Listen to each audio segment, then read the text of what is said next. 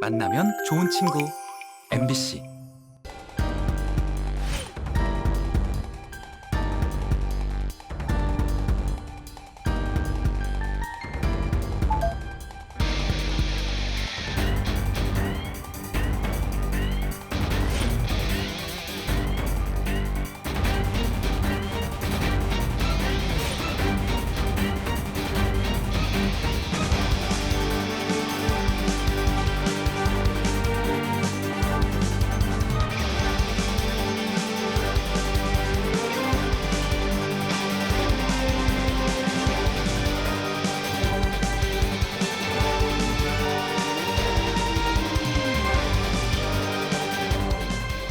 여러분 안녕하십니까.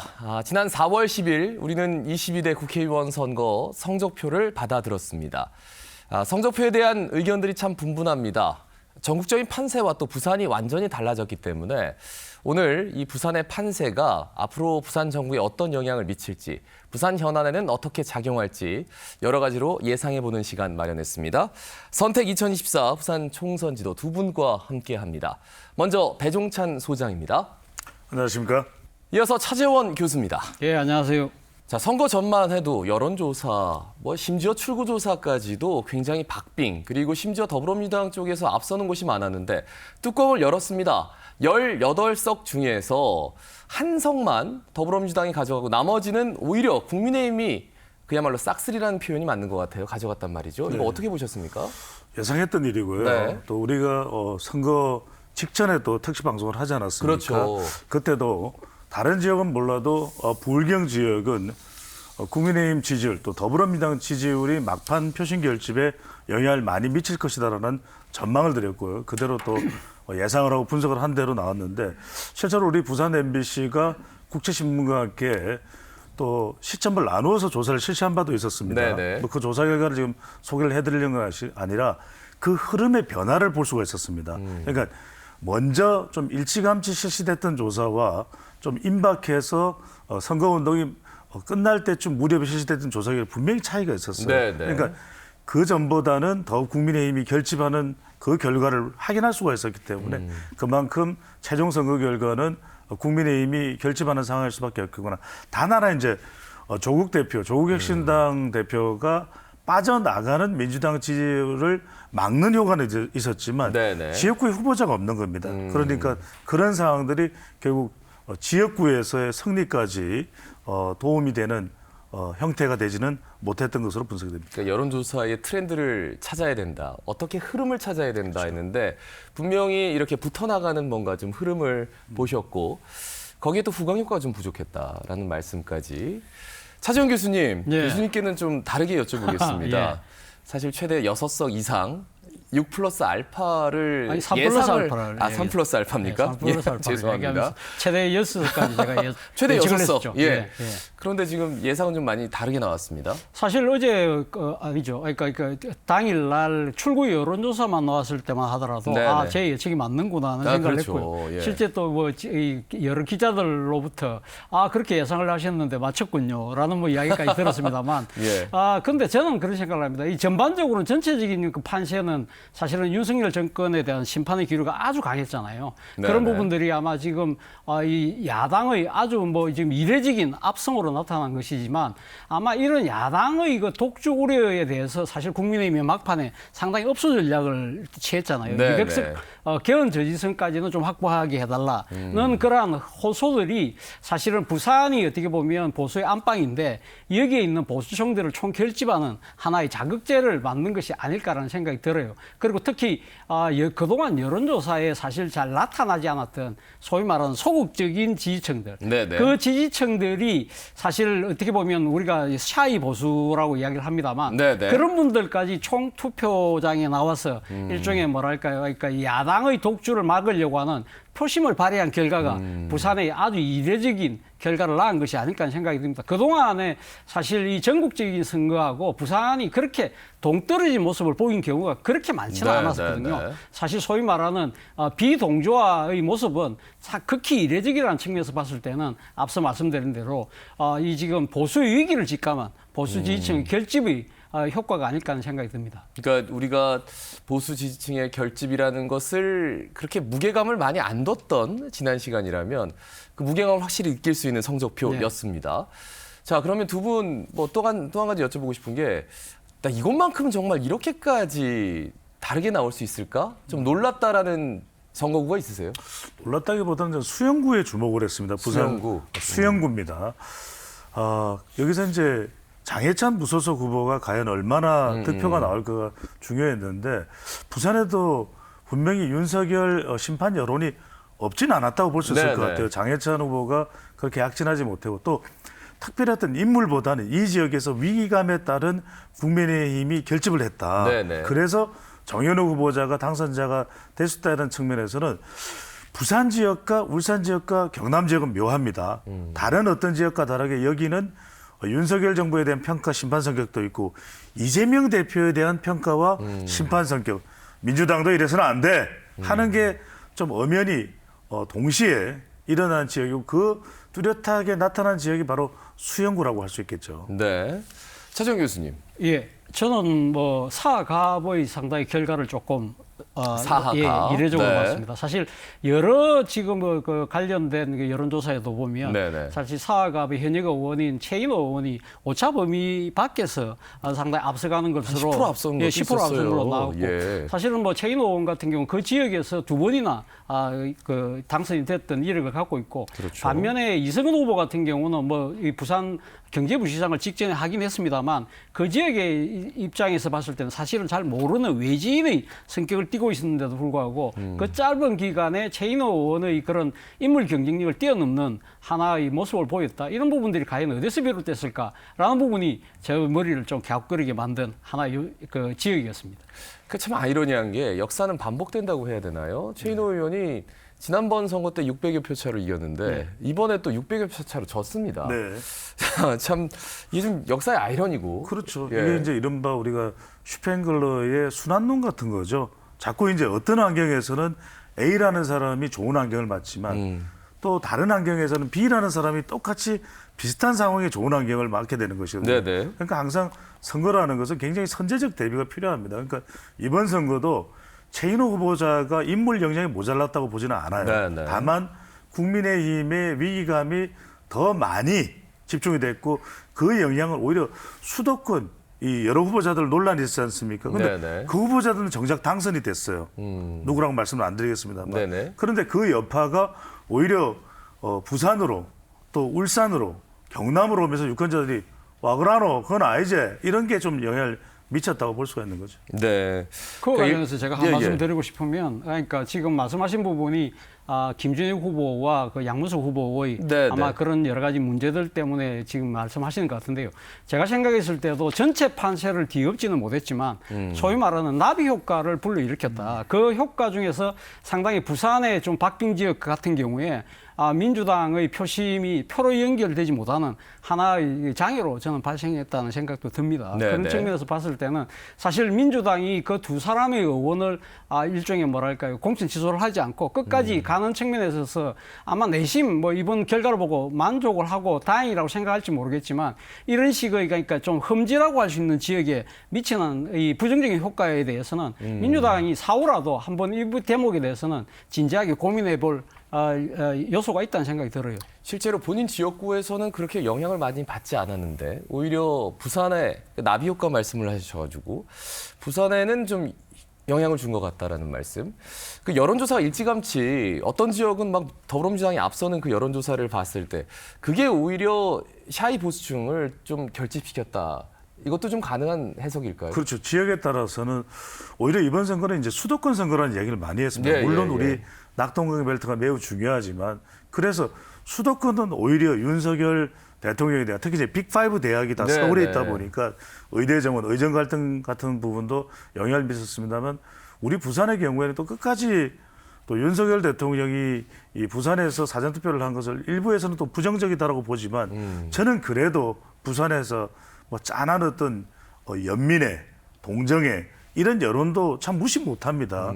그런 여론이 일반 우리가 이른바 말하는 읍소 전략, 호소 전략인데 그게 전국적으로 수도권은 안 먹혔을지 몰라도 부산, 울산, 경남의 경우에는 또 이것이 작동됐을 수가 있다는 측면에서는 바로 앵커께서 말씀하시는 그 효과가 있었다고 볼 수가 있는 것이죠. 그러면은 정권 시판론이 부산에서는 조금 작용하지 않았다 이렇게 판단을 해야 되나요? 일단 뭐 정권 신반동이라는 부분이 사실 어떻게 보면 부산의 보수 유권자들한테는 상당히 투표장으로 나가게 만드는 하나의 요인으로 작용한 것은 분명한 것이죠. 그럼에도 불구하고 제가 생각해서 부산에서도 정권 심판론은 어느 정도 먹혔다는 생각이 들어요. 왜냐하면 지금 의석수로 따졌을 때는 민주당이 지난번보다 3석에서 1석으로 줄었기 때문에 민주당이 상당히 좀 이렇게 실패를 한 것처럼 보이지만 전체적인 그 득표수와 득표율을 본다고 한다면 상당히 나름대로 약진한 측면이 분명히 있는 것이거든요. 지난 4년 전 같은 경우에 총 득표수가요.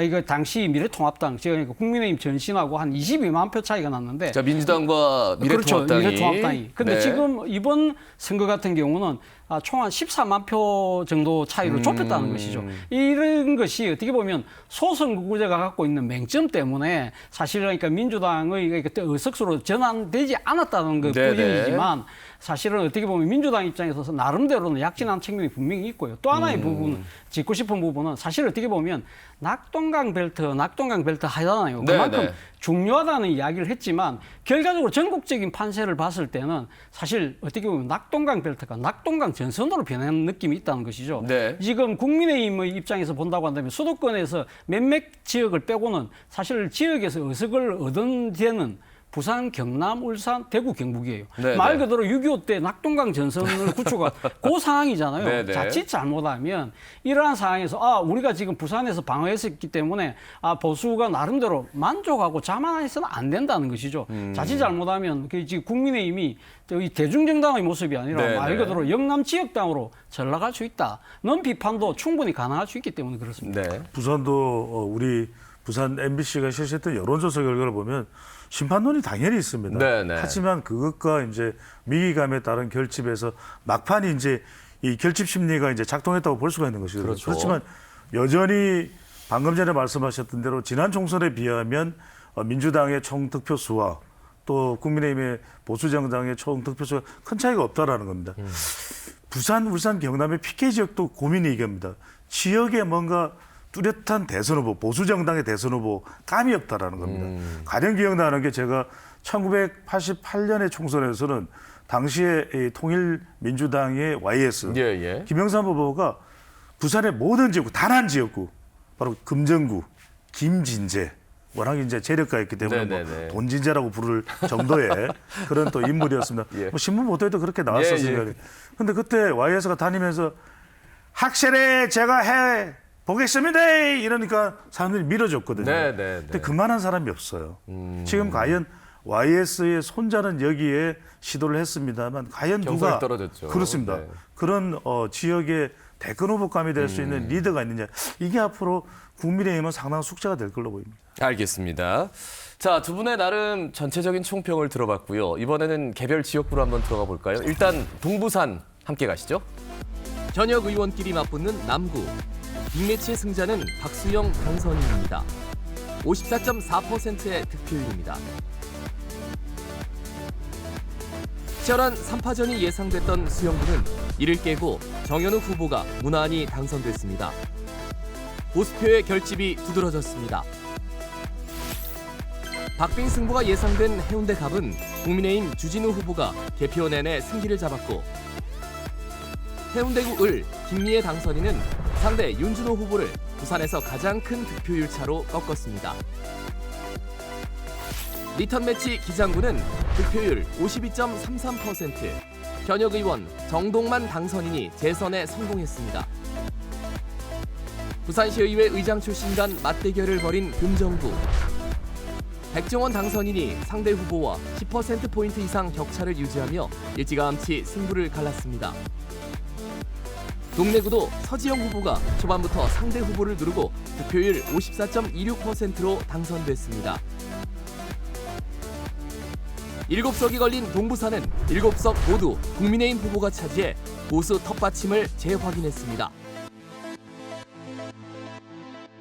자, 동부산 지역의 당선인들을 쭉 함께 보셨습니다. 총 7석이 걸려있는 동부산, 사실 보수 텃밭이라는 이미 이름이 달려 있긴 한데 문제는 여론조사는 좀 심상치 않았단 말이죠. 그런데 역시나 였습니다. 자, 어떻게 보셨는지 배종찬 소장님. 그렇습니다. 위기감에 따른 심리 작동 이게 뭐 가장 컸던 것으로 보입니다. 왜냐하면 여기는 수영구를 보면 부산의 유권자의 심리 또 판세의 흐름을 그대로 읽을 수가 있습니다. 네네.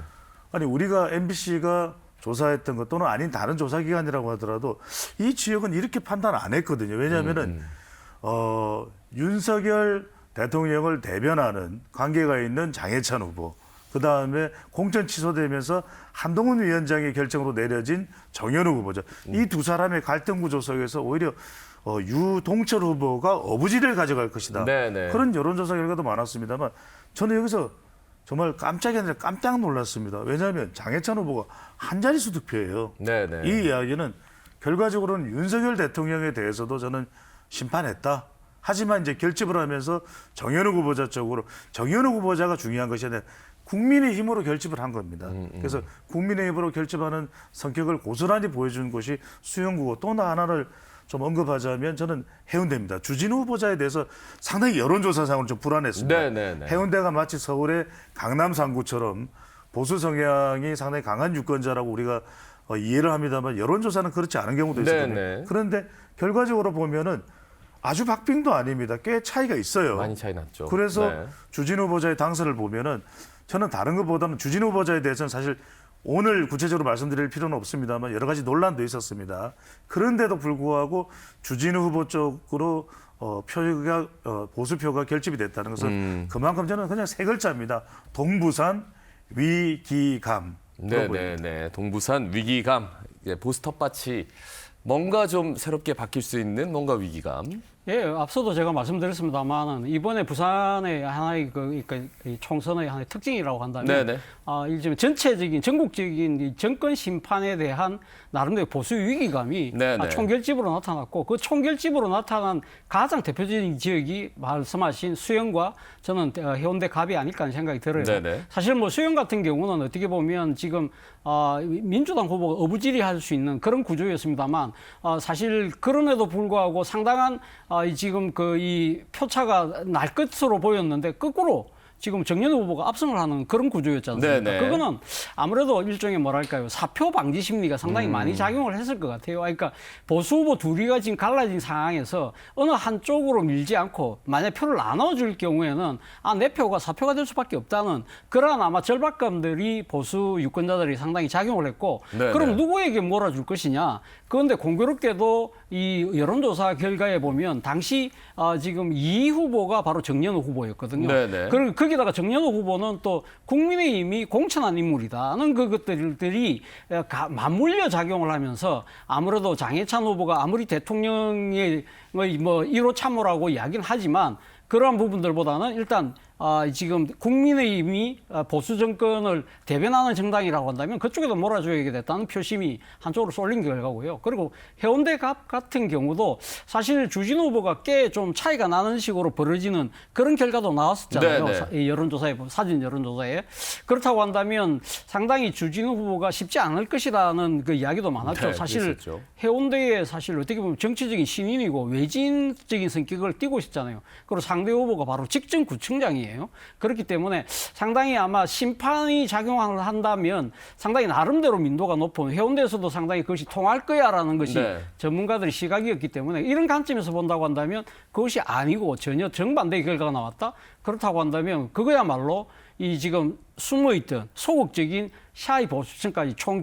결집한 이 지금 표심의 결과가 주진우 후보의 당선으로 나타난 것이라는 생각이 듭니다. 데이터상으로 보면 이 동부산이 매우 흥미로운 점 중에 하나가 당선된 국민의힘 후보자 전원이 득표율이 50%가 다 넘어요. 네네네. 그리고 낙선자 이 더불어민주당 후보자 가운데에서는 가장 높은 인물이 최태경 후보자가 기장군인데 47.66이거든요. 그러니까 제가 말씀드렸듯이 45가 기준이 되면 45보다는 더 올라와야 당선권에 접어들 수 있는데 기장군은 최대한 그렇게 갔습니다만 그래도 정동민 후보가 50몇 %로 더 높았던 것은 여기가 결국 지역구는 누군가가 후광 효과로 탁 민주당이 쳐줄 사람이 없는 겁니다. 네네. 그러니까 이재명 후보가 다른 곳은 몰라도 심지어는 TK도 아마 거의 안 갔을 거예요.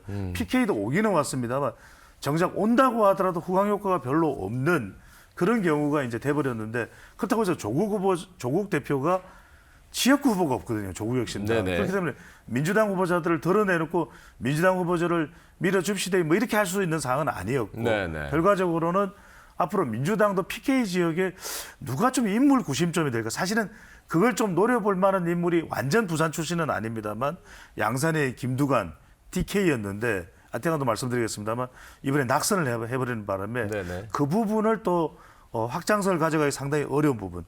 없는 부재한 이곳에 조국 대표 외에 부재한 부산의 민주당 맹주 역할을 누가 해줄 거냐. 이 부분을 전재수 의원이 해줄 거냐 아니냐. 이 부분도 상당히 중요해 보입니다. 아니 기장과 관련해서 후광 효과를 말씀하셨는데 사실 어떻게 보면 기장 같은 경우는 저는 역후광 효과가 나타난 것이 아닐까라는 역후광 효과. 예, 역후광 효과가 나타났다고 보는 거죠. 왜냐하면 앞서 말씀하신 대로 이재명 대표가 부산에 온 적이 2번인가 있습니다. 그런데 제일 첫 번째 왔을 때 제일 먼저 간 곳이 바로 기장의 최태경 후보를 지원하러 간 거거든요. 그랬었죠. 그렇다고 한다면 사실 그러면 후광 효과가 좀 만약에 있었다고 한다면 사실은 최태경 후보가 지금 받은 득표율에 플러스 알파가 돼야 되는데 제가 생각했을 때는 조심스럽게 말을 전망을 이야기를 해보면 사실은 좀 마이너스 효과가 작용한 것이 아닐까라는 생각이 든다는 것이죠. 사실 최태경 후보가 마치 이재명 대표의 척건처럼 비치는 측면이 오히려 이재명 대표에 대한 좀 이 알레르기 반응 같은 것들이 아마 표심으로 나타난 것이 아닐까 하는 생각이 든다는 겁니다. 실제 지난 1월 초였죠. 이재명 대표가 지난 그 가덕도에 가서 피습당하고 난 뒤에 부산대 병원에 먼저 응급 조치를 받고 그리고 이제 헬기로 후송을 해서 서울대 병원으로 가면서 이 지역 의료기관에 대한 무시, 폄하 이런 논란이 상당히 휘말린 적이 있었잖아요.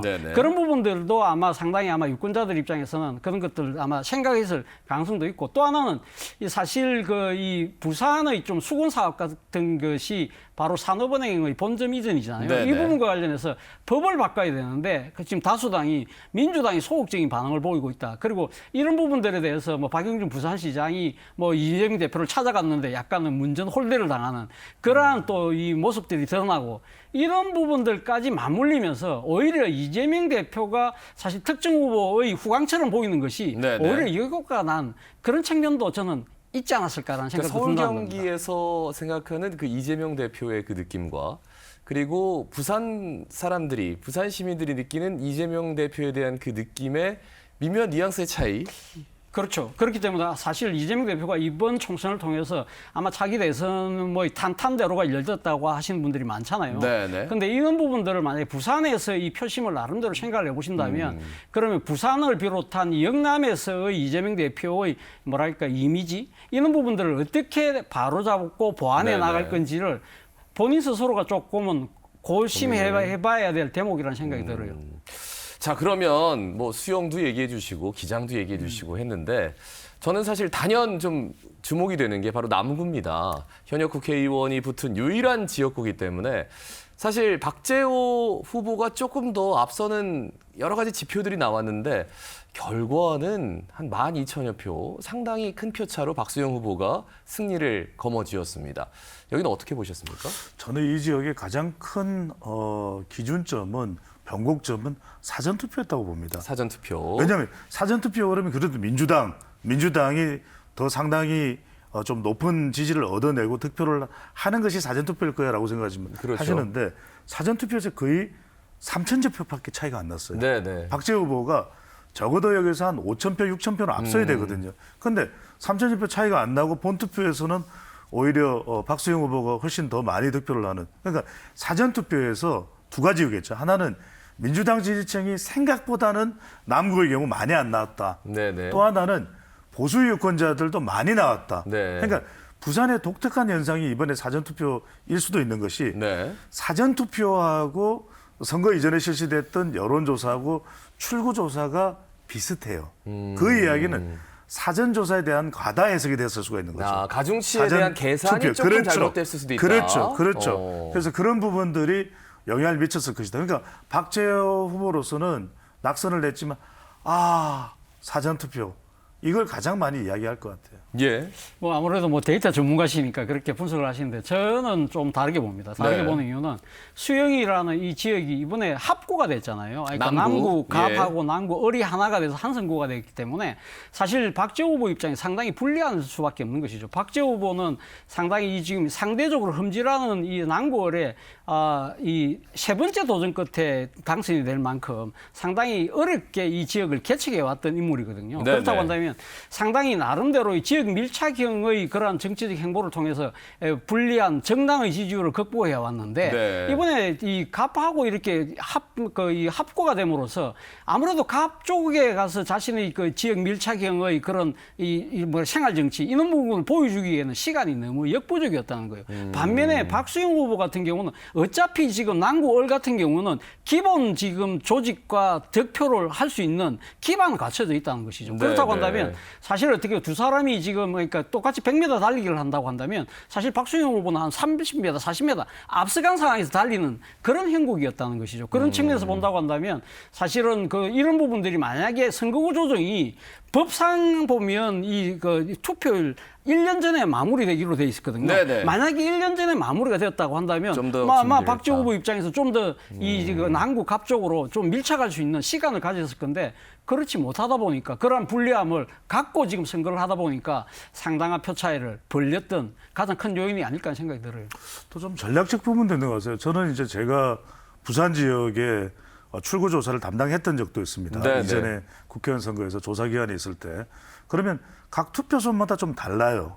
그러면 선거 막바지가 되면 선택과 집중을 하는 이런 어떤 전략이 상당히 중요한데 네네. 박수영 후보자의 경우에는 이제 여의도 연구원장을 여기 맺죠. 그러다 보니까 상당히 많은 정보나 이런 부분에 대한 분석들을 본인 나름대로는 했을 겁니다. 그러니까 그 내용 속에 우리 차재훈 교수께서 말씀하신 그런 변화된 지역구 사정에 대한 고려, 네네. 또 안배 이런 부분들이 다분히 이제 포함됐을 가능성이 높은 것이고 그게 결과적으로는 전략적으로 맞아 떨어졌던 승리였지 않을까라는 생각을 합니다. 자, 남구에 대한 이제 평가를 해주셨는데 뭐 두 분의 그 남구에 대한 평가에 좀 첨언을 하자면 사실 남구 을의 가장 큰 선거구는 용호일동인데 용호일동에서 한 3,000표 차가 나버렸더라고요. 그러니까 남구 을에 속한 곳인데 그게 이제 굉장히 좀 박재호 후보로서는 좀 뼈아픈 부분이 또 될 수 있지 않을까라는 생각도 해봅니다. 그리고 이제 신도시의 역할에 대해서 좀 한마디 여쭐게요. 그러니까 기장군 같은 경우에는 정관 신도시가 있고 일광 신도시가 있었는데 이게 그렇게 크게 이 젊은 층들의 표심에 작용을 했느냐? 뭐 나중에 강서구도 나오겠지만 강서구의 명지 신도시도 오히려 김도우 후보가 더 앞서면서 젊은 층의 표심이 부산에서는 크게 작용을 하지 않는다. 신도시의 젊은 표심, 이거를 어떻게 해석해야 되는지 이걸 좀 여쭙고 싶습니다. 일단 그러니까 지금 세대별 투표율이 지금 안 나와 네, 있기 네. 때문에 사실 그러니까 지금 말씀드리기가 좀 조심스럽습니다만 제가 생각했을 때는 최태경 후보가 상당히 득표율이 높잖아요. 네, 네. 상대적으로 그죠? 다른 데보다 높다는 것은 아무래도 지금 젊은 표심이 상당히 아마 이 최태경 후보에게 유리하게 작용한 측면이 저는 분명히 있을 거라고 보고요. 문제는 그러니까 지금 우리가 일부에서도 그 이야기를 했습니다만 기장 같은 경우는 젊은 인구가 많다. 그렇기 때문에 상당히 최승호 후보가 강세를 띌 가능성이 높다는 이야기를 했잖아요. 네, 뭐 여기뿐만 아니라 많은 언론들에서 그런 이야기를 했기 때문에 사실 보수 유권자들의 입장에서 봤을 때는 내가 어떤 식으로인가 뭔가 이 조금 작용을 해야 될 거라고 생각했던 사람들 입장에서는 내가 적극적으로 투표를 해야 될 그런 좀 생각, 의지들이 클 수밖에 없는데 아무래도 지금 기장 같은 경우는 약간은 도농복합형 그런 선거구잖아요. 그렇다고 한다면 일종의 지금 이 농촌 기존의 농촌 칠악 지역처럼 돼 있는 그런 쪽의 입장에서는 상당히 아마 똘똘 뭉쳐서 투표를 할 수 있는 그러한 나름대로의 네트워크 같은 것들이 상당히 알게 모르게 작용을 하잖아요. 네트워크. 예, 그런 부분들이 사실 저쪽엔 젊은 사람들이 많이 한데 우리 빠짐없이 나가야 돼라는 식의 동료로 이어졌을 가능성도 배제할 수 없다. 그렇기 때문에 일단 그러니까 세대별 투표를 보면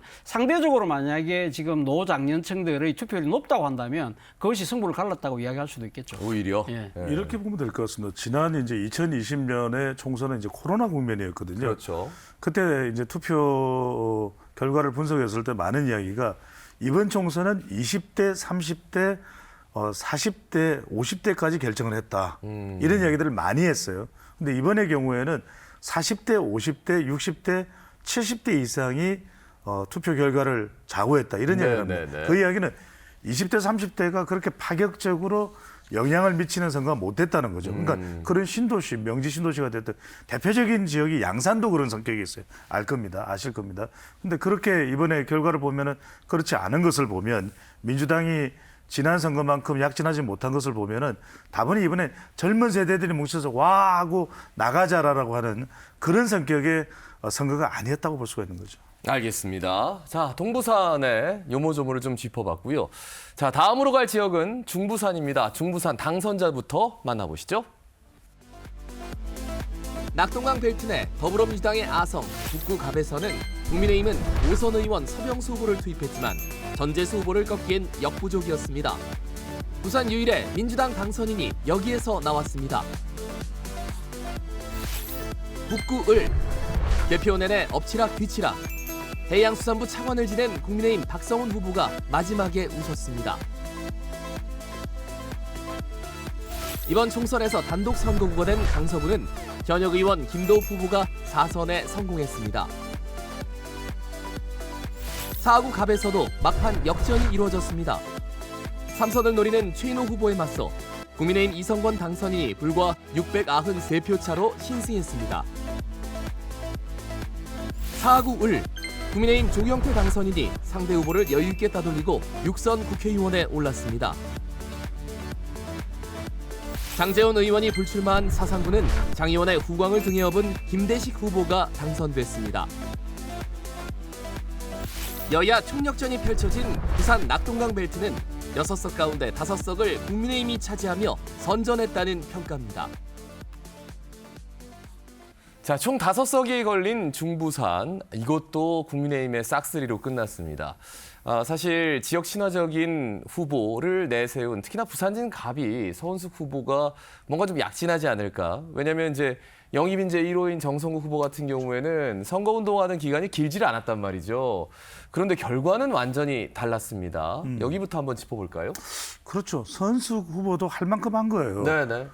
구청장 출신이죠. 그렇죠. 그리고 또 최고위원까지도 하면서 상당히 활발한 활동을 하는 인물로 널리 알려져 있습니다. 그만큼 또 파이팅도 좋고요. 그런데 아까 이제 기장군 같은 경우에 말씀처럼 서은숙 후보자도 47% 본인이 해야 될 그 목 이상 한 거예요. 네. 그런데 국민의힘 후보자가 더 결집한 겁니다. 저는 이번 중부산의 성격을 어떻게 보냐면 동부산이랑 별로 다를 게 없다. 그냥 세 글자입니다.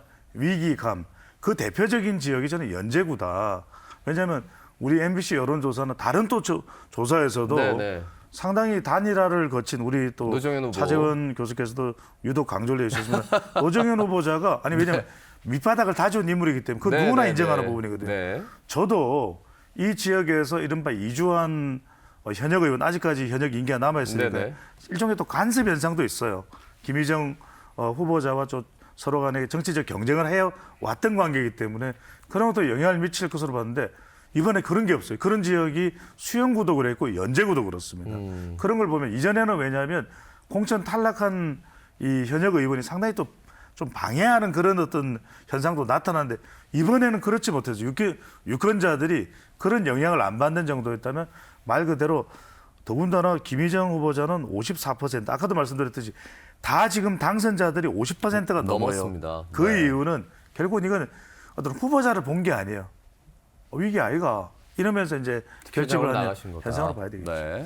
일단 서은숙 후보 같은 경우는 상당히 좀 나름대로 좀 안타까울 거예요. 사실 이 개표 출구 여론조사 나왔을 때 서은숙 후보가 상당히 환호하는 장면을 캡처한 사진이 제일 먼저 떴더라고요. 그런데 본인뿐만 아니라 지금 그러니까 본인이 지금 시당위원장이잖아요. 네. 시당위원장 입장에서 봤을 때도 상당히 그러니까 전체적으로 민주당이 지금 상당히 좀 참패한 결과로 지금 이어졌기 때문에 본인도 왜 이런 현상이 생겼을까 나름대로 상당히 아마 좀 고심이 클 거라고 보는데 제가 생각했을 때는 그렇습니다. 앞서도 제가 말씀드렸습니다. 전국적인 이 표심의 작용하고 부산 경남을 중심으로 한 영남권의 보수층들의 표심은 완전히 다른 방향으로 흘렀다는 것이죠. 그만큼 정권의 위기를 직감했기 때문에 결집한 측면도 분명히 있고요.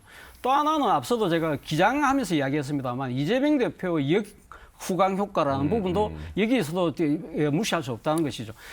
이 서은수 후보 같은 경우는 지명직 최고위원으로 네네. 사실 당 지도부의 핵심 중에 한 명이잖아요. 그리고 사실 이재명 대표가 여러 사천 논란 비롯해서 당내에 여러 내분이 휩싸였을 때 가장 이 지금 측근에서 옹호하는 그런 모습들을 보였고, 그래서 바로 그런 점 때문에 이재명 대표가 부산에 지원 유치해 왔을 때 각별하게 공을 들이는 모습들이 또 보였거든요. 네네. 이런 부분들이 어떻게 보면 사실 부산 유권자들한테는 사실 민주당에게 좀 거리를 두고 있는 사람들한테는 심리적 거리감이 좀 더 크게 작용한 것이 아닐까라는 생각이 들어요. 앞서 이야기했던 대로 뭐 전원 논란이라든지 뭐 부산 산업은행 지금 뭐 본점 이전 문제도 있지만 앞서 우리가 이야기했던 대로 김준혁 후보의 막말 그리고 양문수 후보의 편법 불법 대출에 대한 이 여러 가지 비판들이 막판에 얼마나 지금 집중적인 공세를 당했습니까? 네네. 그럼에도 불구하고 민주당은 대세에 지장 없다고 그냥 뭉개고 갔지만 그런 부분들이 나비 효과가 사실 불거진 가장 대표적인 저는 지역이 부산에서는 부산진 갑이 갑이다. 아닐까라는 생각이 든다는 겁니다. 근데 여기가 이제 찡구 그러는데 우리 부산 찡구가. 근데 여기서 중요했던 게 저도 사전 투표가 좀 과해석된 것 같아요. 왜냐하면 네네. 전체 사전 투표 숫자가 한 4만 7천여 표 되는데 선수 후보자나 출구조사의 반영치는 한 3만여 표 가까이는 선수 후보가 이겼을 거 아니냐 이런 해석을 하면은 그렇게 출구조사 결과치가 나올 것 같거든요. 그러면 만여 표 이상 따돌린 것이기 되기 때문에 선수 후보는 상당히 승리를 자신할 수 있었을 텐데 실제 이 결과를 보면은 4,000표밖에 차이가 안 나요. 네네. 본투표는 지금 정성우 후보가 훨씬 더 많이 나왔고 결국 저는 좀 사전투표 이외에 왜 좀 더 사전투표도 더 많이 나오지 못했고 본투표는 오히려 더 적극적으로 나오지 못했던 것이 결과적으로는 좀 이 중부산에서의 결과의 어떤 패착 원인이 아닐까 네네. 이런 분석을 해봅니다. 그 진짜 데이터를 분석하시는 분이니까 이번에는 뭐 출구조사가 워낙 좀 사전투표 반영률이 정말 뭐 맞는 것은 맞았지만 틀린 것은 완전히 틀려가지고요. 이런 것들은 인간이 할 수 있는 범위를 좀 넘어서는 것 같아가지고 그러니까요. 어떻게 해야 되죠? 연제구만 해도 출구조사는 노정현 후보 쪽 아니었나요? 예. 그렇게 기억이 나는데 그런 상황이기 때문에 제가 할 때도 사전 투표가 있었습니다. 예. 뭐 제가 없었다고 그런 말씀드린 건 아니고 사전 투표는 투표자가 아니라 투표율을 하는 것이거든요. 예. 그러니까 또 이제 진화를 할 겁니다. 분명히 우리 조사기관들이나 그렇죠. MBC 또 KBS, SBS는 매우 뛰어난 역량을 가지고 있는 방송협회 산하 출구조사 시스템을 가지고 있기 때문에 이걸 또 한 번 이제 그러면 사전투표에 이런 후보자들은 어떤 알고리즘을 이용을 해서 이들이 이렇게 투표했을 것이라는 걸 예측하는 이런 AI 시스템을 장착할 수가 있거든요. 이거는 뭐 섣부른 이야기거나 터무니없는 이야기는 아닙니다. 그걸 통하면은 사실은 매우 건접하게 수적으로도 이제 접근할 수, 계량적으로도 접근할 수 있기 때문에 그런 시스템 도입도 좀 저는 추진할 필요가 있다고 봅니다. 네, 뭐 연재구 얘기 조금 더 하면 노정현 후보 이거를요.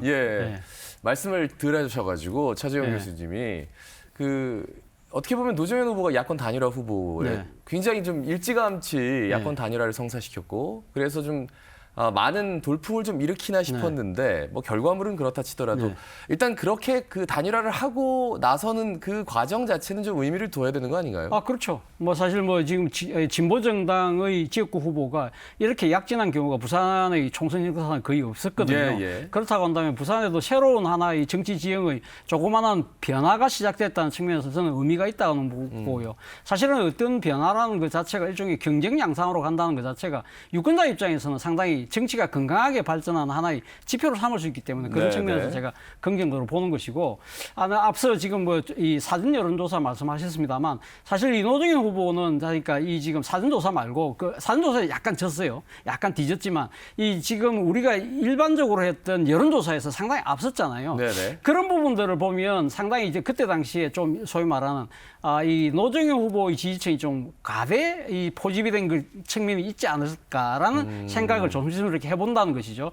사실 그 지금 지난번에도 제가 이야기했습니다만 이 진보당 같은 경우는 사실 노정현 후보 한 명에 올인하는 선택과 집중의 양상을 보였거든요. 그렇기 네. 때문에 사실 이런 여러 가지 그러니까 그 본투표 이전에 언론사들이 하는 여러 가지 그 이 여론조사에 사실 어떻게 보면 당원들이 자발적으로 열심히 전화를 받는 참여도가 적극적으로 대응하다 보니까 뭔가 그런 과표집되지 부분들이 않았나? 과표집되면서 전체적인 민심하고 약간은 거리가 있는 양상으로 흘러갔을 가능성도 있고 또 하나 지금 이번 연재선거에서 무시할 수 없는 변수는 예. 결국 이제 김희정 후보의 상당한 취약점 중에 하나가 소위 말해서 내분이었잖아요. 그것이 이주환 현역 의원과의 경선 과정 이것도 이번에 처음이 아니었어요. 네네. 몇 번을 지금 이거 주고니 받거니 하면서의 경선 과정에서의 일종의 뭐랄까요 조직 내의 불화, 불협화음 이런 부분들이었는데 사실 선거 막판에 이주환 의원이 같이 그 김희정 의원하고 지지하는 그런 장면을 연출했잖아요. 네네. 그러면서 아마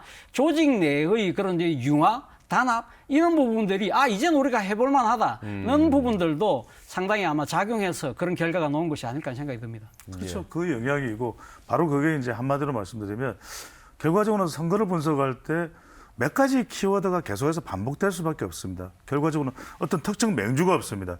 여기에 YS나 이전에 부산, 울산, 경남 지역에 정치적 영향력을 행사하던 인물이 없는 가운데 말 그대로 그냥 집단적인 국민의힘 지지층들의 결집. 왜 그러냐면 지난 총선에서는 중부산에서는 이 정도로 격차가 벌어지지는 않았잖아요. 기억나실 겁니다. 그런데 오히려 더 격차가 벌어지는 이유는 다른 이유가 있고 후보자를 본 것보다 그럼 김희정 후보자를 봤을까? 물론 김희정 후보자 장관도 역임하고 영향도 뛰어난 인물이면 분명합니다만 그것보다는 대체로 후보자들의 득표율이 비슷해요. 네네. 차이가 나야 되는데 그게 저는 어떤 부산이라고 하는 지역적 특성에서 이번에 좀 위기감에 따른 좀 포괄적인 영향력, 개별 지역구 하나하나의 영향력이라보다는 포괄적인 변수의 영향력이 더 막중하게 작동을 했던 것으로 보입니다. 자, 연제구도 그렇지만 늘 이제 언급이 별로 안 되는 곳이 서구와 동구. 여기는 경선은 정말 치열한데 본선은 조금 뭐 싱겁게 끝나가지고 말이죠. 곽규택 후보 입장에서는 조금 서운할 것 같아서요. 어떻게 보셨습니까? 일단 뭐 서동구 같은 경우는 사실은 어떻게 보면 부산에서 아마 보수세를 가장 강한 데로 네네. 찍으라고 하면 저는 서동구를 생각을 합니다. 사실 2018년도 지방선거 때 부산에서 그때 민주당 바람이 불 때 그때 이 국민의힘이 사수한 곳이 딱 두 군데잖아요. 예, 그중에 예. 하나가 서구청장이었거든요. 그만큼 서구의 보수세가 상당히 강한 측면이 분명히 있는 것이고 그에 반해서 사실 민주당도 한번 이번에는 해볼 만한 후보를 낸 것이죠. 네네. 딴 사람도 아니고 직전 동구청장 출신 최영우 후보를 후보. 냈잖아요. 네. 최영우 후보가 또 과거 한나라당에 몸을 담고 있었기 때문에 보수의 또 생리도 누구보다 잘 알기 때문에 그런 측면에서 한번 해볼 만할 것이라고 봤지만 그러나 문제는 이 최영우 후보는 동구는 잘 알고 동구에서도 인지도가 높지만 결국 서구에서의 득표력이 문제였다는 것이죠. 네네. 그러니까 이 서구 사람들 입장에서 봤을 때는 저분은 동구 분이잖아라는 생각들이 상당히 강하고요. 만약에 네네. 또 같은 국민의힘이었다고 한다면 아마 서구 유권자들 상당한 아마 보수층들 입장에서도 뭐 그런 부분들이 장애가 안 될 수 있지만 사실 어떻게 보면 이 동구 사람이 왜 서구에서 펴달라고 하지? 그런 생각들. 그리고 또 한편으로는 사실 그 아까 이야기했던 정권 심판론에 대한 부분들이 보수세가 가장 강하다고 한다면 가장 강한 결집력을 보여주는 것도 이 상식 아니겠습니까? 그런 측면에서 본다고 한다면 이 지금 곽규택 후보가 상당히 많은 표차로 이길 수 있는 하나의 원인이 되었던 것 같아요. 예. 10%포인트 이상 차이가 났거든요. 여기는 그냥 뭐 말 그대로 친구 아이가.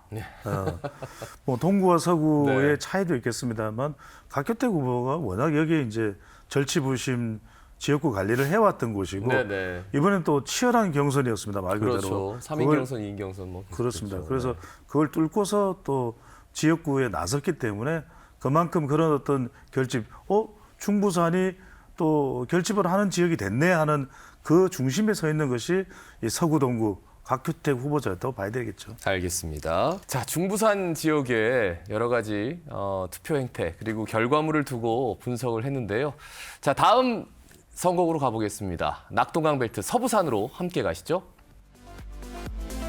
낙동강 벨트 내 더불어민주당의 아성, 북구 갑에서는 국민의힘은 오선 의원 서병수 후보를 투입했지만 전재수 후보를 꺾기엔 역부족이었습니다. 부산 유일의 민주당 당선인이 여기에서 나왔습니다. 북구을 개표 내내 엎치락 뒤치락 해양수산부 차관을 지낸 국민의힘 박성훈 후보가 마지막에 웃었습니다. 이번 총선에서 단독 선거 후보가 된 강서구는 현역 의원 김도우 후보가 4선에 성공했습니다. 4구 갑에서도 막판 역전이 이루어졌습니다. 3선을 노리는 최인호 후보에 맞서 국민의힘 이성권 당선인이 불과 693표 차로 신승했습니다. 4구 을 국민의힘 조경태 당선인이 상대 후보를 여유있게 따돌리고 6선 국회의원에 올랐습니다. 장제원 의원이 불출마한 사상구는 장 의원의 후광을 등에 업은 김대식 후보가 당선됐습니다. 여야 총력전이 펼쳐진 부산 낙동강 벨트는 6석 가운데 5석을 국민의힘이 차지하며 선전했다는 평가입니다. 선거 전부터 정말 스포트라이트를 받았고 전국적인 스포트라이트만큼이나 굉장히 뜨거웠던 선거전 낙동강 벨트 서부산인데 결과물은 오히려 너무 일방적으로 좀 끝난 게 아닌가. 이 결과를 예상했는지 두 분께 여쭤보겠습니다. 그렇죠. 뭐 이번 부산의 그러니까 선거 판세를 보고 상당히 놀랐습니다만 그 중에서 가장 놀란 대목이 사실은 낙동강 벨트에서 사실은 민주당의 참패라는 것이죠. 네네. 사실 사실 민주당이 과거 전국 정당을 지향하면서 동진 전략을 썼잖아요. 그러면서 네네. 동진 전략을 하기 위해서 만들어 놓은 교두보가 바로 낙동강 벨트였거든요. 그렇죠. 과거 노무현 전 대통령의 그러니까 선거구가 있었던 지역이고 또 문재인 전 대통령의 지역도 바로 사상이었잖아요. 이런 측면들 때문에 상당히 그동안 강세를 보였던 것이 사실이고 그리고 그런 측면에서 봤을 때는 낙동강 이 벨트에서의 민주당 현역 의원은 물론 따놓은 당상이고 플러스 알파도 충분히 가능하다고 생각했던 것이 민주당의 생각이었는데 그건 역으로 이야기하면 보수의 입장에서는 우리가 지금 정권 신반론 때문에 상당히 위기에 직면했는데 그렇다고 한다면 우리가 지금 결집해서 가장 먼저 막아야 될 곳은 어딜 것인가를 생각했을 때는 낙동강 벨트에 좀 더 우리가 신경을 써서 막아야 되겠다는 생각을 할 수 있을 거라는 것이죠. 그렇다고 네네. 한다면 이 소극적인 지지층, 샤이 보수층들 입장에서도 아마 좀 더 적극적으로 투표를 할 수밖에 없는 그러한 심리가 저는 작용했을 것이라고 보고 이런 심리의 기저 속에 바탕에는 또 하나의 촉매제가 있었다. 그것은 다른 사람이 아니고 문재인 전 대통령이 사실은 이 선의를 갖고 민주당을 지원한다는 측면에서 사실은 이 낙동강 벨트를 거의 훑듯이 지금 이 지원 유세에 비슷한 행보를 보였잖아요. 이런 부분들이 사실은 민주당 지지층들 입장에서는 반색을 하고 박수를 치지만 사실 보수 유권자들 입장에서는 이거 정말 위험하다는 인식을 생각을 할 수밖에 없게 만드는 측면도 네네. 분명히 있고요. 또 하나 이 무당층이나 중도층의 입장에서 봤을 때는 예. 전직 대통령이 저런 식의 이 정치적인 행보를 하는 부분에 대해서 아직까지는 여전히 퀘스천 마크를 갖고 있다는 거예요. 문재인 전 대통령이 퇴임 직전에 그런 이야기를 했어요. 나는 잊혀진 삶을 살고 싶다. 그런데 왜 저런 말씀을 하시고 전직 대통령이 과거 보여주지 못했던 저런 정치적 행보를 하실까라는 생각들도 저는 적잖게 부정적으로 작용했지 않았을까라는 생각도 들어요. 저는 다른 큰 이유보다는 오히려 소소한 이유들이 소소한 이유. 네. 합쳐져서 이 지역에서 북간만 빼고는 국민의힘 후보자들이 내리 당선이 됐다. 네네. 근데 저는 여기서 역시 중요한 것은 국민의힘 후보자도 어벤져스 후보자들입니다. 그리고 또 민주당 후보자들도 해볼 만한 지역이었어요. 네네. 북갑은 당선이 되고 유일하게 당선됐죠. 부산에서. 그다음에 정명희 후보자도 북을에서 해볼 만했어요. 그다음에 최인호 후보도 해볼 만했어요. 그런데 유일하게 50%를 넘은 사람은 전재수밖에 없습니다. 네네. 이게 중요합니다. 그 임계점을 넘어섰어야 되는 것이거든요. 그러기에는 위기감에 따른 결집을 넘을 만큼의 뭔가 역동적인 것은 안 일어났다. 사실 서부산 같은 경우 같았으면 최인호, 정명희, 그다음에 전재수까지 좀 연대해서 더 적극적으로 선거 캠페인을 할 필요도 있었어요. 그러니까 노무현 전 대통령을 강조하면서 그런 선거 전략을 펼쳤더라면 조금 더 한두 석 더 가져갔을 수도 있을 텐데 좀 더 정교한 선거 전략이 부재했는데 여기서 그럼 전재수 후보는 됐잖아요. 이건 왜냐하면 부산적인 정서죠. 왜? 다른 이 경남에서의 권역 내 험지 배치는 김태우 후보자 같은 경우에는 당선됐습니다만 부산 10년이라는 거죠. 부산시장 했다 아이가. 이런데 왜 또 여기 지역구로 와 있냐. 네네. 그러면 이제 부산 북갑의 유권자들은 우리 재수 아이가. 재수는 부산 사람 아이가. 이렇게 돼버리는 거거든요. 그러니까 약간 부산의 정서는 또 경남과 울산하고 또 차이가 있습니다. 예, 예. 지역의 성향이라든지 교육의 정도라든지 이런 부분이 전재수 지금 유일하게 51.31이에요. 부산 민주당 후보장이 유일하게 50%를 넘었고 당선이 됐어요. 제가 거듭 말씀드립니다. 이 임계점을 돌파할 수 있는 것을 전재수 후보자는 했다. 네네. 이게 중요했던 것 같습니다. 상대 서병수 후보도 또 눈여겨봐야 그렇죠. 뭐 사실 서병수 예. 후보 입장에서는 상당히 좀 충격적인 결과가 나온 것 같아요. 예. 사실 부산에서 최다선 의원이었고 그리고 또 그렇죠. 부산시장을 역임했잖아요. 그렇기 때문에 사실 부산 사람들 치고 서병수라는 이름 석자를 모르는 분이 거의 없을 정도인데 네네. 결국 이런 거잖아요. 그러니까 인지도가 결국은 지지율이 될 수는 없다는 거죠. 그렇다고 한다면 왜 그럼 지지율로 연결이 되지 못했을까? 사실은 뭐 지난 시간에도 말씀드렸습니다만 서병수 후보의 원래 그 선거구가 해운대였잖아요. 네네. 해운대에서 부산찐갑까지 가는 건 아마 시민들이 나름대로 용인을 했던 것 같아요. 그래서 지난번 부산찐갑에서 당선시켰는데 또 이번에는 부산찐갑을 떠나서 북구로 간다? 그러면 도대체 서병수라는 정치인의 존재를 가면 국민의힘은 뭐라고 생각하고 있을까? 저 후보는 아무 때나 내면 모든 이 유권자들이 찍어주는 줄로 국민의힘은 알고 있는 거 아니야? 라고 생각할 수 있다는 것이죠. 네네. 그런 부분들이 사실 어떻게 보면 유권자의 자존심을 건드리는 부분이 수 있다는 것이고 또 하나는 사실은 서병수 후보가 시장으로 재직할 때 약간 이 구설수에 올랐던 부분이 서부산 홀레론이잖아요. 이런 부분들을 아마 전재수 후보 쪽에서 도대체 시장 재직할 때 우리 지역을 위해서 뭘 해줬는데 라는 논리를 굉장히 설파를 했는데 이런 부분들도 상당히 좀 먹힌 결과다라는 생각이 듭니다. 알겠습니다. 그 북갑 얘기를 하니까요. 이제 사합 얘기 당연히 해야 될 것 같습니다. 여기서도 또 이변이 일어났습니다. 최인호 후보가 사전 여론조사에서 굉장히 좀 압도적으로 앞서는 여론조사들이 많이 나왔고 출구조사도 좀 무난한 것 같았는데 뚜껑을 열어보니까 이성권 국민의힘 후보가 한 600여 표 차로 이겼어요. 자, 이거를 어떻게 판단해야 될지요? 어떻게 보셨습니까? 그렇죠. 큰 차이가 없었다는 겁니다. 그래서 제가 아까 말씀드린 대로 조금만 더 민주당 지지자들이 이제 투표자들이 나올 수 있을 만한 걸 좀 연대 전략을 펼쳤어야 됐다. 그러니까 전재수 후보는 상당히 지역 기반이 단단하니까 전재수 후보, 그 다음에 최인호 후보 두 사람의 관계는 또 나쁠 이유가 없는 것이고요. 네네. 그렇다면 적어도 서부산 벨트를 좀 같이 가져갔어야 되는데 지금 불과 표 차이가 얼마 안 납니다. 끝까지 우리 MBC 개표 방송에서도 엎치락 뒤치락 엎치락 했던 지역이 이 지역입니다. 네네. 끝까지 눈여겨볼 수밖에 없고 눈을 부비면서도 볼 수밖에 없었던 MBC 방송을 그 지역이 바로 이 사갑이라는 것이거든요. 네네. 그런 면에서 조금 뒷심이 부족했다.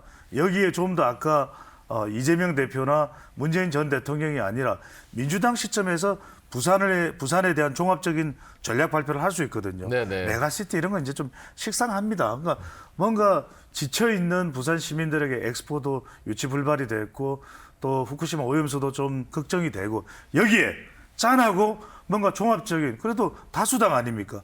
그걸 내놨더라면 그걸 매개로 해서 좀 더 민주당 후보자들 젊은 세대들이 좀 와라 아니면 청년 정책을 하든지 지금 우리가 부산 지역에 왜 삼복도로 개발도 하고 있지 않습니까? 그것과 연계해서 서부산은 뭘 할 것이냐 해안가 쪽으로 이런 등등을 좀 낙동강 벨트를 연계지어서 종합 전략이 나왔더라면 그래도 한번 민주당을 믿어볼까 네네. 이런 좀 표심이 생겼을 텐데 거기까지는 못 가는 상황에 좀 역부족 현상이 일어났던 거죠. 네. 이게 배종찬 소장께서 아주 좋은 지적을 해주셨다고 저는 생각을 해요. 그러니까 벨트라고 우리가 이야기하면서 정치적인 공학적인 접근만 지금 하고 있잖아요. 그럼 예를 들면 낙동강 벨트라고 하면 낙동강 벨트가 갖고 있는 지역적 특성에 따른 일종의 그게 맞춤형의 연대 정책 개발 같은 것들이 있어야 되는데 네네. 사실 어떻게 보면 지금 민주당의 텃밭이라고 하면서도 지금 이 정치적인 지형 벨트를 좀 더 특화시키고 그 지역만 차별화된 발전 전략, 네네. 연대 전략 같은 것들이 없었다는 점이 아마 사실 이 낙동강 전체의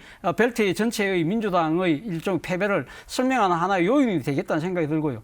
그리고 사갑에서의 지금 아주 안타깝게 최인호 후보가 졌는데 이번에 저는 미세하지만 선거구 조정의 효과도 저는 있다고 봐요. 그러니까 이 지금 사갑 같은 경우는 인구 하한선에 약간 못 미쳐서 이 인접 지역이었던 사을의 신평 이동을 지금 갖고 온 걸로 제가 알고 있거든요. 근데 신평 이동은 사실 최인호 후보 입장에서는 사실 낯선 지역이잖아요. 네네. 그리고 여기 신평동은 사실은 지금 현재 현역 의원인 조경태 의원의 아성이기도 해요. 그렇다고 한다면 조경태 의원의 조직표를 비롯해서 그런 그 국민의힘의 상당한 이 지금 표밭이라고 할 수 있는데 이런 부분들에 대해서는 아무래도 상당히 그러니까 이 최인호 후보가 좀 그 표를 갖고 오기에는 시간적으로 한계가 있었다. 그렇다고 한다면 그 지금 690표 차이 정도라고 한다면 이 신평 3동의 조정도 상당한 아마 판세를 가르는 아마 하나의 분수령 중에 하나가 되지 않았을까 생각이 든다는 겁니다. 예. 그리고 단독 선거구로 분리된 강서구. 사실 김도읍 후보와 변서환 후보의 정말 외나무다리 대결이었는데 결과는 조금 싱겁게 끝났다고 봐야 될 것 그렇죠. 같아요. 제가 지난 방송에 출연하고 나온 이후에 전국적으로 화제가 됐어요. 김도읍 후보자가 가는 곳이 도읍지다. 난리가 났어요. 아니, 지금 제가 뭐 과장해서 드리는 말씀이 아니라 예. 그걸 누가 처음 말했어요? 물어보더라고요. 계속 진행자가. 본인이 뿌리시는 거 아닙니까? 예, 네, 그래서 알겠습니다. 그런 어떤 지역에 대해서 빨리 흡수되는 예. 김도읍 후보자, 김도읍 의원의 이 전략적인 측면, 굉장히 스킨십이 좋지 않습니까? 그 부분을 저는 무시 못할 것 같아요. 변성환 후보자도 굉장히 역량을 갖추고 있는 후보자이면 분명하지만 네네. 전형적인 저는 부산형 인물이라 그러면은 김도읍 후보예요. 김도읍 후보자. 제가 무슨 과장대회에서 또 포장을 할 이유는 전혀 없습니다. 단지 그런 역량을 수도권에서도 서울에서도 중앙부대 정치하면서도 그 기량을 또 역량을 정치적인 기량 역량을 발휘하거든요. 그게 네네. 저는 어디까지나 이번에 강서구에 지역구 조정도 있었지만 그것과는 무관하게 오히려 55%대라고 하는 높은 득표를 올린 것은 김도읍 후보자의 도읍지였다. 예. 알겠습니다. 뭐 라임을 맞춰주시긴 했지만 일견 뭐 들을 만한 타당한 이유도 있네요. 저는 뭐 강서 같은 경우는 사실 어떻게 기장하고도 좀 비슷하다고 생각을 해요. 네네. 그래서 우리가 아까 이야기했지만 기장에도 상당히 젊은 인구가 많다. 그렇지만 기장의 또 하나의 특성이 도농복합 지역이라는 거예요. 네네. 강서도 마찬가지예요. 그렇죠. 지금 명지 신도시나 뭐 델타 에코델타 시티가 만들어져서 뭐 젊은 층들이 많이 들어온다고 하지만 그래도 여전히 아무래도 그러니까 지역의 여론을 주도하는 것은 그 기존의 칠학 지역을 중심으로 한 그러니까 이게 농촌 부락 같은 그런 지역이 상당히 강점을 띈다는 것이고 그리고 김도읍 후보가 사실은 강서로 지금 본인의 지역구를 선택한 것도 사실 본인도 지역이잖아요. 본인 고향이잖아요. 네네. 그렇다고 한다면 기존의 소위 말하는 이 혈연을 중심으로 한 그리고 학인을 중심으로 한 이러한 이 조직적 네트워크가 아직까지는 젊은 층들의 표심을 그러니까 젊은 층 표심이 압도하기에는 사실은 그 힘이 더 셌다는 것이고요. 또 하나 부분은 저는 윤석열 대통령이라고 생각해요. 윤석열 대통령이 이번에 사전투표를 어디서 했습니까? 명지동에서 했잖아요. 예. 그렇다고 한다면 이 지금 사실은 윤석열 대통령이 부산에 와서 사전투표를 한 부분은 예. 전체적으로 국민의힘이 봤을 때 마이너스였어요. 윤석열 대통령 사실은 선거 장면에 안 나오는 것이 도움이 되는 것인데 딴 데도 아니고 용산도 아니고 이 느닷없이 명지까지. 부산 와서 하는 바람에 네. 사실 그런 부분들이 중도 무당층들 입장에서는 강권 선거라고 해서 많이 표심을 이반하게 만드는 네네. 요인이 되었지만 강서 지역의 김도읍 후보 입장에서는 이것은 일종의 땡큐죠. 왜? 지금 정권 심판에 대한 나름대로의 좀 부글부글하는 보수 심리가 있는데 거기에다가 탁 촉발을 시켜주는 효과를 갖고 왔기 때문에 그런 부분들도 저는 무시할 수 없다는 생각이 듭니다. 예. 자, 강서구 옆에 이제 새롭게 신설된 선거구입니다. 북구을. 마지막까지 이 선거구 백정이 정말 늦어지면서 하지만 더불어민주당은 전직 구청장인 정명희 후보가 꾸준히 이제 텃밭을 다지고 있었고 박성훈 후보 같은 경우에는 굉장히 여러 군데를 돌아서 왔단 말이에요. 근데 결과는 박성훈 후보가 승리를 차지했습니다. 어떻게 보셨습니까? 그렇죠. 여기도 제가 아까도 말씀드렸듯이 꽤 받을 득표를 웬만큼 받았어요. 네네. 정명희 후보가 그만큼 정명희 후보도 지역 관리도 잘했고 상당히 본인이 선전을 했고 사실 실제로 사전 여론조사 같은 경우에는 정명희 후보가 그치 앞서는 것도 있었을걸요. 네네. 그렇게 저 기억이 있었습니다. 납니다. 네. 근데 중요한 것은 역시 우리 부산 MBC를 통해서 확인했던 거지만 변곡점이죠. 어느 순간 정명희 후보자보다는 그래도 박성훈 후보자 쪽으로 좀 더 결집을 하는 그런 현상들이 나타났어요. 근데 그 결집도는 다른 후보자들에 미치지는 못하지만 그래도 50%를 넘었었습니다. 그러니까 다른 후보자하고 비교해 보면 더 치열한 접전이 벌어졌던 지역이지만 이 박성훈 후보자의 결과적으로는 막판 그리고 또 이제 아까도 말씀드렸습니다만 사전 투표가 그렇게 별 차이가 안 났어요. 그러니까 일단은 이번 부산에서 민주당 후보자가 당선을 노려보려면 사전 투표에서 제가 봤을 때는 5천 표 이상 차이는 냈어요. 최소. 네네. 근데 그 정도 차이가 나지 않을 정도로 별로 큰 차이가 나지 않을 정도의 수준이었다면 사실 그만큼 아까도 우리 차 교수님 말씀하신 벨트면 벨트다운 뭐가 있었어야죠. 결과적으로는 그게 좀 더 녹아 들어가지 못했다라고 볼 수가 있겠죠. 예, 저도 뭐 비슷한 생각인데요. 사실 정명희 후보가 직전 구청장이긴 하지만 사실은 일종의 뭐랄까 이큰 선거에 어떻게 보면 친인의 입장이거든요. 그렇다고 네네. 한다면 상당히 힘든 선거를 치를 수밖에 없는 상황이었다고 한다면 당 차원에서의 전체적인 벨트를 관통할 수 있는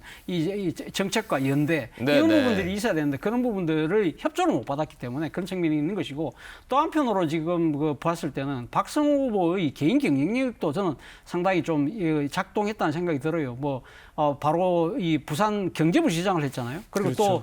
또 해수차관. 예, 그렇죠. 윤석열 정권이 출범하고 난 뒤에는 또 서울에 용산에서 또 기획비서관을 했어요. 네네. 그 다음에는 또 해양수산부 차관을 했어요. 네네. 그때 당시에 사실은 매일이다시피 언론 브리핑을 했거든요. 왜 했습니까? 후쿠시마 원전 오염수 방류와 관련해서 사실 대국민 이 브리핑을 도맡아 하면서 상당한 인지도를 갖고 있는 것이거든요. 이런 부분들도 저는 상당히 부정할 수 없는 하나의 승리 요인이었지 않나 생각이 듭니다. 예. 또 낙동강 벨트에서 화제가 됐던 선거구 사상 얘기를 안 해볼 수가 없습니다. 장제원 현역 의원의 불출마로 무주공산이 됐습니다. 그런데 김대식 후보와 그리고 배재정 후보 이 두 후보가 맞붙어서 김대식 후보가 좀 어려운 싸움을 하지 않을까 사전 여론조사에서는. 근데 생각보다 결과는 일찍 나왔습니다. 아무래도 뭐 지금 지난번에도 말씀드렸습니다만 사상이라는 것이 어떻게 보면 그 이 장제원 의원의 정치적인 하나의 아성이잖아요. 예, 예. 뭐 거꾸로 또 이야기하면 문재인 전 대통령이 정치적 고향이라고 할 수 있지만 문재인 전 대통령은 사실 4년 임기만 하고 떠났던 분이고 네. 그런 측면에서 본다고 한다면 아무래도 이 조직적 뿌리는 사실 선대부터 이 정치를 해왔던 장제원 집안의 그런 정치적 후광이 상당히 김대식 후보에게는 강하게 작용할 수밖에 없었던 것이고요. 그래서 일시적으로는 상당히 그러니까 배재정 후보가 사실 문재인 전 대통령이 또 제일 먼저 방문한 네, 지역이기도 그렇죠. 하잖아요. 그런 측면에서 보면 상당히 전국적인 화제를 모으면서 반짝 이렇게 올라올 수밖에 없지만 그러나 그것이 지속적인 효과를 갖고 갈 수가 없었다는 것이죠. 그렇다면 오히려 지역적인 토대가 상당히 있는 장제원의 아주 든든한 후원을 받는 김대식 후보가 상당히 앞서갈 수 있는 요인이 되었고 또 하나는 김대식 후보가 상당히 나름대로 또 네트워크가 스킨십이 아주 좋은 걸로 알려져 있잖아요. 그런 부분들이 아마 선거하는 기간 내내에 그런 특장이 좀 먹혀 들어가면서 유권자들에게 어필한 것 같아요. 사상은 그냥 세 글자입니다. 장재원. 예. 그냥 장재원이죠. 예. 그러니까 이제 우리 부산 MBC가 3월 8일, 9일 실시했던 그 조사에서는 격차가 그렇게 나지 않았어요. 네네. 그런데 여론조사 공표 금지 기간 직전에 실시했던 4월 1일, 2일 조사에서는 거의 뭐 한 15% 정도 차이가 났어요. 그러니까 장재원 하력이죠. 그리고 실제로 이 여론조사의 54.1%대로 득표는 52.63이니까 그냥 밀린다 싶을 때 장재원의 후광이 들어갔고 뭐 공식 선거운동 기간에는 실제로 장재원 네. 의원이 실제로 현역 의원이기 때문에 도움을 줄 수도 있는 것이고 조직이 다 누구겠습니까? 장재원이겠죠. 알겠습니다. 그걸로 다 뭐. 자, 그리고 양산시 을 얘기를 안 해볼 수가 없습니다. 마지막까지 정말 손에 땀을 쥐게 하는 7번의 엎치락 뒤치락을 겪어서 결국은 김태호 후보가 당선이 됐는데 자, 양산시 을 선거구를 좀 평가해 주신다면요. 저는 정말 여기는 이 결과가 앞으로도 우리가 선거 결과에 대한 분석을 할 때 교과서 자료로 활용이 될 것 같아요. 네네. 그러니까 끝까지 모르겠는 지역이 이 지역이었어요. 그런데 이제 막판에 저는 결국은 정당 지지율, 정당 지지율입니다. 그러니까 이제 3월 초만 하더라도 더불어민주당이 공천 파장 때문에 지지율이 뚝뚝뚝 떨어지니까 네. 정말 거기에 대해서 크게 한숨을 쉬면서 하소연을 했던 인물이 바로 DK 김두관 후보자에서 아이고 낙동강 벨트 다 마음에 돼 이랬거든요. 예. 그런데 3월 중순 이후부터는 자신감이 뿜뿜했어요. 그런데 이제 막판에 저는 공식 선거 운동이 들어가면서 실제로 저는 그렇게 봅니다. 제 분석은 네. 여론조사 공피 검증위원 이런 뭐 블랙아웃이잖아요. 여기에서 판이 뒤집어졌을 거예요. 왜냐하면 이때 한동훈 위원장도 실제로 사실은 경남은 보수 텃밭이니까 그렇게 자주 오는 지역은 아닙니다. 네. 특별히 이 지역은 더 왔어요. 그래서 김태호 부회장의 소문을 번쩍 들어주면서 키 큰 사람이니까 이게 손들기도 쉽잖아요. 번쩍 들어주면서 막 땀을 찔찔 흘리는 정도, 빌빌 흘리는 정도, 그런 정도로 지원 사격을 했던 이유는 여기 지면 낙동강 벨트 PK 지역 다 진다 생각했을 거예요. 네. 그런 어떤 지원 사격이 주요하게 작동한 걸로 보입니다. 네네. 제가 배 소장의 의법을 그대로 빌어서 이야기하면 저는 한마디로 김태호입니다. 김태호. 예, 아까 그러니까 장재원이었는데 이건 그러니까 김태호. 김태호 후보의 개인 경쟁력이 결국은 일종의 상당히 불리한 지형을 정치적 지형을 저는 극복한 결과라고 생각해요. 사실 뭐 지금 상대 후보였던 김두관 후보도 절대 만만치 않은 후보죠. 사실 뭐 이 지금 상당히 흠지라고 할 수 있는 경남에서 최초로 그러니까 진보 정당의 도지사를 차지할 정도의 역량을 갖추고 있고요. 그리고 그때 그걸 기반으로 해서 그때 대선 경선까지 나갔던 인물이기 때문에 상당히 인물 경력을 갖고 있는 것이 사실이긴 네네. 합니다만 저는 지난 시간에 제가 그 이야기를 했잖아요. 김태호 후보가 상당히 나름대로 개인 경쟁을 갖고 있다면서 2011년도 그 김해을 보궐선거 때 혼자 단기 필마로 가서 그 불리한 지형을 극복하고 친노의 핵심의 친노 노풍을 잠재우고 당선됐던 그 사례를 제가 이야기를 한 적이 있었는데요. 아마 모르긴 몰라도 이번에도 마찬가지일 거예요. 본인이 이 지금 거창 산창 함양에 있다가 갑자기 느닷없이 왔잖아요. 왔다고 하면 동에서 완전히 서에서 완전히 동으로 온 건데 그럼에도 불구하고 이 상당히 그러고 또 정치 지형 자체가 상당히 불리한데도 불구하고 결국은 본인이 그러니까 지금 나름의 그 선거 운동의 일종의 뭐랄까 스킬 네, 그리고 네. 그런 부분들을 통해서 상당히 아마 유권자들에게 조금씩 스며 들어가는 식으로 하는 그러한 선거 운동이 결국은 주요한 것이 아닐까라는 생각이 들고 또 한편으로는 사실 문재인 전 대통령의 영향이 분명히 있는 곳이잖아요. 옛날 평산 마을로 가시기 전에 사저가 있던 곳이긴 합니다만 이번에 저는 사실은 문재인 전 대통령이 사실 부산 경남 지역을 중심으로 해서 나름대로 민주당 그 후보들을 지원한다고 선의를 갖고 하긴 했지만 이런 부분들은 저는 중도 무당층들한테는 크게 어필되지 못하고 오히려 사실 어떻게 좀 이 민주당 입장에서는 짐이 된 측면도 저는 있을 거라는 생각도 듭니다. 예, 여기까지. 자, 여러분은 지금 선택 2024 부산 총선 지도를 함께하고 계십니다.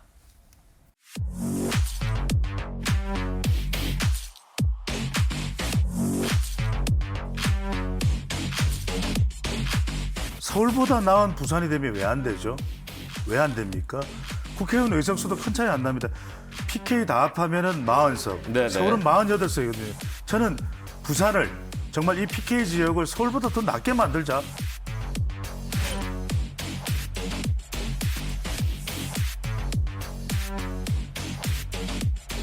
지금 부산 같은 경우에 국민의힘이 압도적인 다수를 차지했습니다만 2018년 지방선거 때는 민주당이 거의 독식을 하다시피 네네. 했잖아요. 그런 식으로 민심은 언제든지 바뀔 수 있다는 겁니다.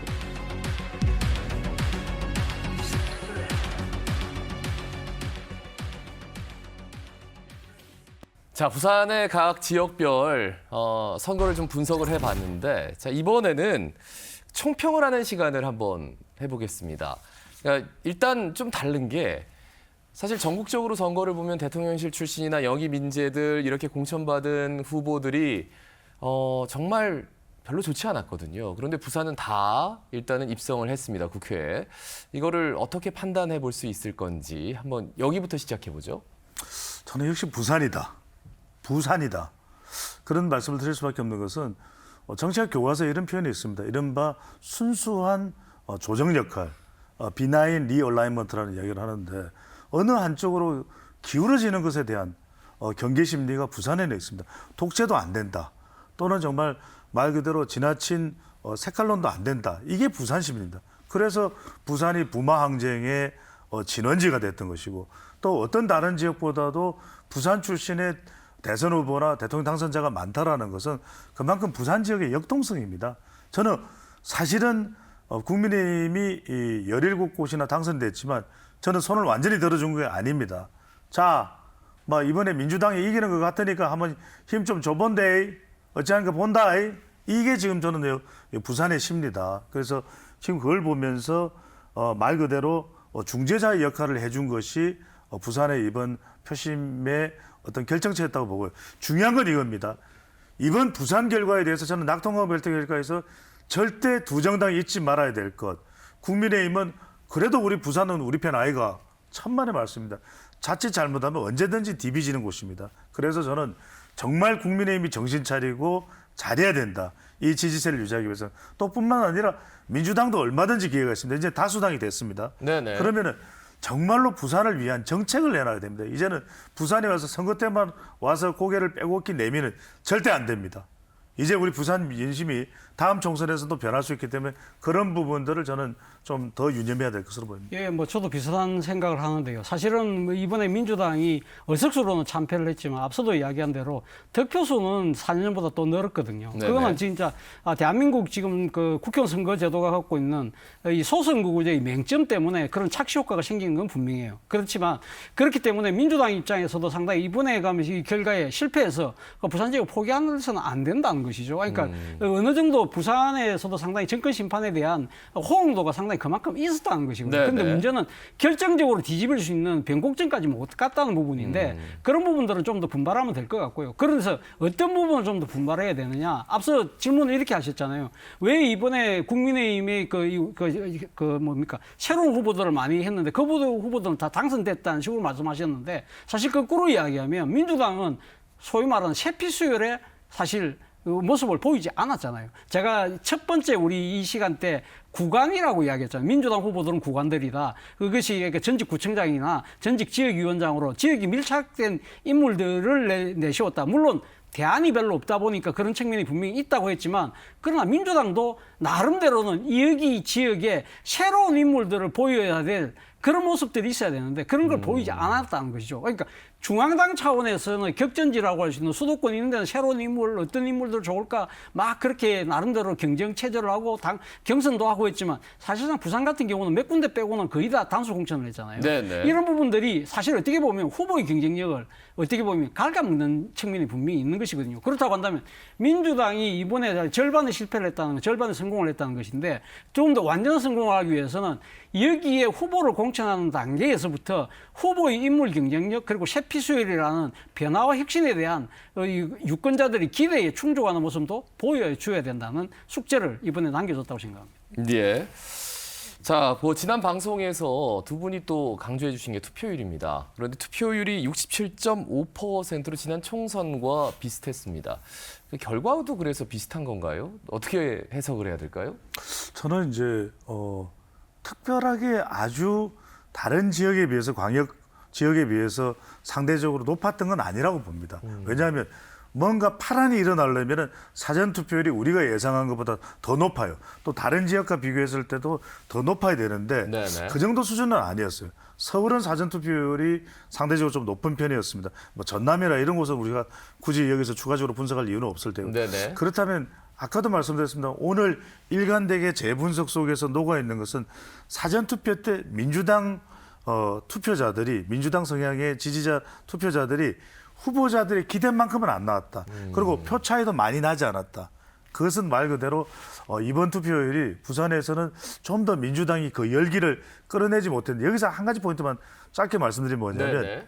분명히 비례투표 조국혁신당에 대한 뒷바람은 있었습니다. 하지만 그게 지역구에서 빠져나가는 지지율은 잡아줬지만 네. 추가적으로 더 끌어오는 어떤 견인 효과, 저인망 효과 이런 정도까지도 전개되지는 못했다고 볼 수가 있는 거죠. 예. 저는 투표율과 관련해서는 부산이 사실은 67.5%인가요? 5%. 예, 5% 전체보다 0.5% 높잖아요. 네네. 그런 부분들이 사실 어떻게 보면 부산의 그러니까 이 보수층들의 위기감이 반영된 결과로 나타난 것이라고 볼 것이고요. 그리고 지금 세대별 투표율이 지금 안 나와 있기 때문에 지금 그러니까 이렇게 진단하기는 어렵습니다만 아무래도 저는 부산의 노장년층들의 보수 유권자들이 좀 더 투표장에 더 많이 나온 것이 아닐까라는 생각이 들고요. 그렇다고 한다면 민주당 입장에서는 그러면 좀 더 자신들에게 유리한 지지층들을 왜 끌어내지 못했을까? 그 부분 앞서 우리가 이야기했던 정책의 문제, 인물의 문제, 전략의 문제 이런 것들이 다 복합적으로 작용을 해서 이런 결과가 나왔지 않나 하는 생각이 듭니다. 예. 자, 그리고 조국혁신당의 그 돌풍이 이번 선거에 대단했는데 조국혁신당이 정말 부산에 공을 많이 들였습니다. 그래서 조국혁신당의 역할론 그리고 영향력 어느 정도까지 보셨는지 그것도 여쭙고 싶습니다. 저는 조국혁신당이 사실 부산 때문에 저는 뭐 일본에 상당히 돌풍의 하나의 동력을 얻을 수 있지 않았나 하는 생각이 들어요. 조국 대표가 사실 정계 이 대비 선언을 어디서 했습니까? 바로 지금 그 민주공원에서 했지 않습니까? 저는 그 장면 보면서 그 생각했어요. 아, 저분이 지금 국회의원 출마하는 게 아니고 자기 대권 도전을 지금 선언하고 있다는 생각이 들 정도였거든요. 네네. 그리고 시종일관 이번에 그 캠페인을 하는 과정에서 썼던 이 말들이 뭡니까? 다 부산 말입니다. 부산 말이잖아요. 네. 니 쫄았제부터 시작해서 이런 부분들이 상당히 부산 사람들한테는 상당히 먹혔어요. 그리고 그런 그 캠페인의 문제뿐만 아니라 메시지가 더 먹혔다는 거죠. 예를 들면 3년은 너무 길다. 이런 것들이 사실 어떻게 보면 이번 총선을 간통하는 정권 심판론을 완전히 지금 팍 불을 지피는 하나의 이 발화점이 됐잖아요. 네네. 그런 측면도 분명히 있는 것이고 그런 측면에서 본다고 한다면 앞서 저는 배 소장님 말씀하고는 달리 민주당이 그만큼 그러니까 의석수는 후퇴했습니다만 득표수나 득표율이 올라갔다는 이야기는 저는 조국의 역할이 상당히 컸다. 사실 앞서 이 부산에서 이재명 대표에 대한 뭐 지금 그 나름대로 이 지지도를 정확하게는 제가 분석을 안 해봤습니다만 아무래도 지금 수도권에서 바라보는 이재명 대표에 대한 생각과 그러니까 부산에서 바라보는 이재명 대표의 이 관점은 좀 다를 거라고 보거든요. 예. 이번에 또 특히 민주당 내의 공천 논란 이런 부분들에 대해서 아마 이 민주당의 전통적 지지층들 같은 경우에 상당수가 만약 부산에 계신 분들도 아마 투표를 포기했을 가능성이 높았던 거예요. 근데 이분들이 투표장에 가서 그대로 지금 나름대로 표심을 행사했다는 이야기는 네. 그건 조국의 역할인 것이죠. 그리고 알겠습니다. 또 하나의 부분은 사실은 앞으로 조국 대표가 아마 자기 대권에 대한 도전을 아마 하지 않겠습니까? 한다고 하면 제가 생각해서는 이 부산이라는 정치적인 기반이 본인한테는 엄청난 도움이 될 거라는 거예요. 예를 들면 이 지금 이 진보 진영에서 생각했을 때는요. PK 출신 후보는 필승이라는 생각을 많이 해요. 예를 들면 노무현, 문재인 전 대통령들이 다 부산 출신에서 나왔지만 이 영남표를 갖고 오면서 결국은 대선에서 이겼다는 네네. 그런 부분들이 작용을 하기 때문에 사실 이번에 조국혁신당이 부산에서도 이번에 더불어민주연합을 이겼잖아요. 이게 2위를 했거든요. 그리고 아마 전남 지역에서 강주 전남에서 상당히 지금 돌풍을 불러일으켰는데 사실은 어떻게 보면 이 그 지금 호남민들이 소위 말하는 후보를 선택할 때 전략적 선택을 한다고 했을 때 네네. 그 전략적 선택이 이길 수 있는 후보라고 한다면 사실 조국이라는 이 대표가 부산을 정치적 기반을 갖고 있네, 상당히 소구력이 있네라는 부분을 보여줬기 때문에 알겠습니다. 향후 아마 정치적인 입지도 상당히 아마 부산이라는 부분이 강하게 작용하지 않을까 하는 생각이 듭니다. 예, 그리고 이제 이슈별로 좀 살펴야 될 것 같아요. 네. 사실 엑스포 유치 참패, 그 참 어려운 결과물에도 불구하고 부산 시민들의 국민의힘을 결국 선택을 했습니다. 그래서 이건 또 어떻게 좀 바라봐야 될지 한번 여쭤볼게요. 제가 이제 뭐 조국 교수 말씀도 짧게라도 좀 예, 같이 짧게 해야 하고 그다음에 같이 해야 이제 될 것 하도록 같습니다. 하겠습니다. 왜 그러냐면은 저는 엑스포 유치 불발이나 또는 후쿠시마 오염수에 대한 우려도 반영됐을 겁니다. 하지만 그게 이제 어떻게 보면은 이번 선거에 결정적이지 않았던 이유는 뭐 이 부분이 사실은 앞으로 이제 정부의 역할을 더 기대하겠죠. 어떻게든 좀 해소할 수 있는 그런 일본의 방류에 대한 우려에 대한 부분에 추가적인 보완 장치도 필요할지만 이것 역시 마찬가지로 국제 원자력 기구는 IAEA에도 관련 있고 그냥 우리가 알아서 모든 걸 다 할 수 있다면 해결할 수 있겠죠. 그러면 이 문제를 해결하는 데서 정부의 탓과 정부의 문제만 있는 것이고 전체 정치권이 합심을 해서 노력해야 될 부분은 없는 겁니까? 그렇지 않은 거죠. 그래서 저는 이런 이슈에 대해서도 이번 선거의 판단은 저는 그래서 부산이다. 놀랍다.